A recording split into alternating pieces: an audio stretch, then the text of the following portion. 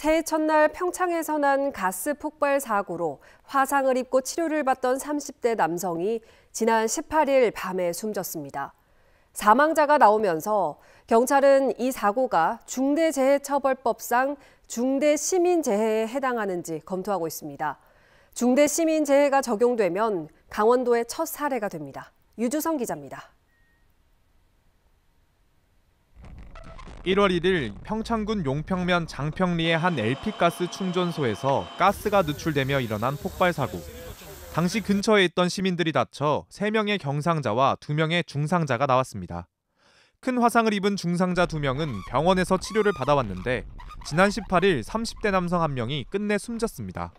사망자가 나오면서 경찰은 이 사고가 중대재해처벌법상 중대시민재해에 해당하는지 검토하고 있습니다.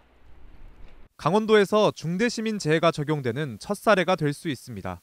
공중이용시설의 관리상 결함으로 일어난 사고로 사망자가 나오면 중대시민재해가 되는데 공중이용시설에 해당하는 LP가스 충전소에서 발생한 폭발 사고로 사망자가 나오면서 법 적용 가능성이 생긴 겁니다.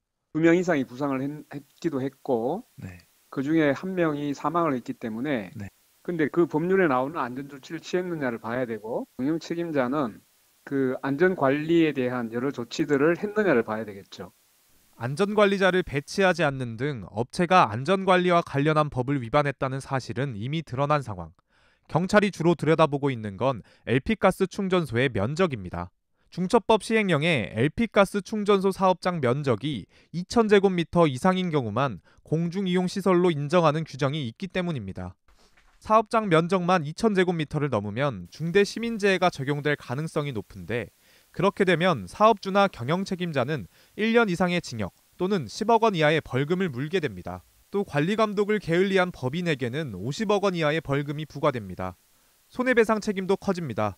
중처법은 사업주나 법인이 중대재해로 손해를 입은 사람에 대해 손해액의 5배를 넘지 않는 범위 안에서 배상 책임을 지도록 하고 있습니다. MBC 뉴스 유주석입니다.